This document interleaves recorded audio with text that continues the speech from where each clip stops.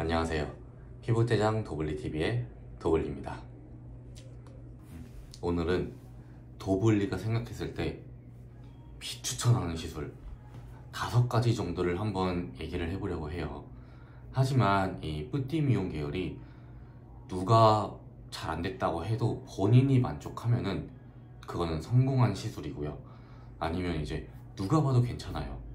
근데 내가 생각했을 때는 아닌 것 같은데, 불만족인데 하면은 안 된 망한 시술이라고 생각하시면 되거든요. 피부과 시술이나 성형외과 수술은 본인의 이제 주관적인 의견이 아주 강한 부분이기 때문에 제가 말한 내용에 대해서 반박 시 무조건 여러분들의 말이 맞는 겁니다. 그러면 도블리가 비추천하는 시술 첫 번째, 큐어필 필러. 일반 필러랑은 다르게 그 필러랑 내 피에서 추출한 성장 인자를 섞어가지고 진행을 하는 거예요. 뭔가 내 피를 넣으니까, 내 피를 섞으니까 더 안전할 것 같잖아요. 그리고 큐어필 필러 자체가 유지기간도 오래되고 비교적 가격도 저렴해요. 뭐 이런 거는 뭐 너무 좋지만 문제는 여기서 나오는 부작용이 안 좋은 케이스를 너무 많이 봤어요. 실제로 제가 한 4년 전 이제 큐어필 필러를 하신 분이 한 2년 3년 돼서 오셨는데 이마에 진행을 하셨어요. 근데 문제는 어떤 부작용이 있었냐면은 이마가 막 올룩볼록 해요. 그러니까 이제 필러가 덜 녹은 거죠. 필러를 녹이는 히알라제 시술을 해도 안 녹았어요. 결국에 그분은 이제 구멍을 뚫어서 일일이 짜내는 작업을 했는데요, 그럼에도 불구하고 돌아오지 않더라고요. 그리고 어떤 경우에는 이제 지인이 같이 와서 피가 섞여가지고 들어가서 서로 얼굴이 퉁퉁 붓는 경우도 봤고요. 이런 케이스를 보니까 만약에 이제 제 주변의 지인이나 아니면은 저희 가족이 필러를 한다라고 하면은 저는 큐어필 필러는 진짜 굽고 말리고 싶어요. 물론 모든 큐어필 필러 시술 자체가 이런 경고가 있다는 건 아니지만 제가 겪어봤을 때 그런 부작용이 있었기 때문에 일단은 첫 번째로 제가 비추천 시술로 뽑아봤습니다. 그리고 두 번째 비추천 시술, 유지기간이 너무 오래 가거나 반영구적인 실리프팅의 실. 제가 이제 유튜브를 하면서 언제나 얘기를 하지만 성형외과보다 피부과가 좋은 가장 큰 장점은 어떤 부작용이 일어나도 웬만하면은 원상태로 돌아간다는 겁니다. 하지만 이제 실리프팅, 좀 오래가는 실이나 아니면은 반영구적인 실이라고 해서 사용을 하는 경우에는 뭐 아까 제가 전에 말씀드렸던 큐어필도 마찬가지지만 시술이 워낙 잘 되면은 너무 다행이죠. 근데 시술은 로봇이 하는 게 아니라 사람이 하는 거예요. 아무리 좋은 케이스, 좋은 경과, 좋은 시술 경험, 횟수, 아무리 많은 의사더라도 사람이거든요. 실수를 할 수 있단 말이에요. 그리고 개개인에 따라서 이 시술이 맞는 케이스가 있고 나랑 맞지 않는 케이스가 있어요. 그렇게 이제 접근을 하는데, 이제 필러나 실리프팅 같은 경우에는 이제 녹는 실이나 녹는 필러 너무 안전하죠. 만약에 혹시라도 내가 통증이 있다 하면은 너무 불편하다 하면은 다 녹이는 주사를 통해서 녹이거나 시간이 지나면서 녹으면서 서서히 통증이 완화가 되겠죠. 하지만 문제는 이 부작용이 일어났을 때가 문제예요. 이 통증이 너무 지속이 돼서 이제 병원을 계속 오는데 실이 이제 반영구적이라고 하고 녹지가 않으니까 계속 이제 고주파 관리하러 오는데 이게 쉽게 해결이 안 되더라고요. 그것 때문에 너무 고생하는 케이스를 봤었기 때문에 녹지 않는 실, 반영구적인 실을 두 번째로 선택을 했습니다. 비싸다고 다 좋은 시술은 아닌 것 같아요. 그런 것을 본다면은.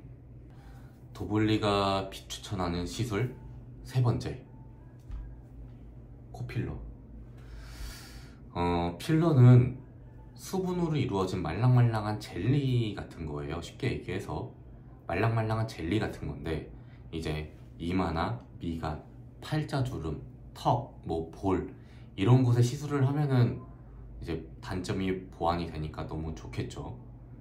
문제는 코는 조금 얘기가 달라요. 필러가 굳으면서 조금은 딱딱해지지만 결국에는 수분으로 만든 말랑말랑한 젤리란 말이에요. 젤리 같은 건데, 코가 날카롭다 보니까 날카로운 곳에 말랑말랑한 것을 놓는다면 퍼질 확률이 높겠죠. 이게 점점 퍼지다 보니까 아바타 코처럼 되는 거예요. 저 같은 경우에는 그래서 코 수술은 무섭다, 근데 이제 필러를 하고 싶다, 코를 조금 더 높이고 싶다 할 때는 이제 실을 넣어서 이렇게 높이는 하이코를 많이 권해드리는 편입니다. 도블리가 비추천하는 시술 네 번째, 무작정 따라하는 IPL 레이저. IPL이 무조건 안 좋다는 게 아니에요. 토닝 레이저 자체는 효율적으로 사용했을 때 정말 효과가 좋은 레이저는 맞아요. 하지만 이제 주변에서 보면은 이제 그런 경우가 있어요. 토닝을 했는데, 아니면 레이저를 했는데 기미나 색소가 더욱더 진해졌다. 이 레이저의 대부분이 IPL 계열의 레이저예요. IPL 같은 경우에는 표피성에 있는 이제 잡티나 주근깨, 검버섯 이런 쪽에 효과가 좋은데요. 근데 이제 색소에 잘못 사용했을 경우에 기미가 진해지는 경우가 있어요. 근데 이제 문제는 사실 저는 이거는 피부과 체계의 문제라고 생각을 합니다. 보통 이제 이벤트를 통해서 고객님들이 많이 와요. IPL 레이저 저렴하게 하죠. 근데 이제 오면은 이제 상담사들이 상담을 하죠. 상담을 하는데 보통 상담사들이 고객님들께 필요한 게 아닌 과한 티켓팅을 요구하는 경우가 상당히 많아요.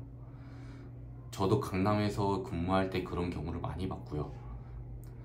강남뿐만이 아니라 사실 대부분의 피부과나 성형외과가 그렇게 영업을 하죠. 저는 그런 상담을 되게 추천하는 편은 아닌데, 이제 그러다 보니까 대부분 고객님들이 거기에 대해서 부담감을 많이 느끼세요. 그리고 나는 이것만 보고 왔으니 이것만 하겠다 라고 해서 정확한 진료나 상담을 하지 않고 하는 경우가 있는데, 그랬을 때 기미가 더 진해진다면 그때는 이전 상태로 돌아가는 게 쉽지가 않아요. 그러니까 꼭 상담을 안 하더라도 원장님 진료라도 꼭 보고 본인에게 맞는 레이저를 하는 게 좋아요. 남들이 좋다고 해서 따라 했다가 후회하는 경우 너무 많았어요. 그렇게 후회했을 때 이전으로 돌아가기는 생각보다 쉽지 않습니다. 그리고 도블리가 비추천하는 시술 마지막 다섯 번째, 스컬트라. 이제 비슷한 계열이 주베룩이라는 것도 있고요. 이거는 일반적인 필러랑은 조금 달라요.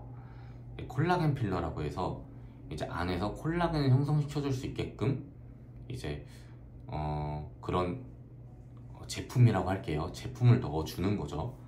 일단은 즉각적인 효과가 없어요. 서서히 차오르는 효과가 있는데, 이제 이게 볼륨감도 필러에 비해서는 떨어질 수는 있어요.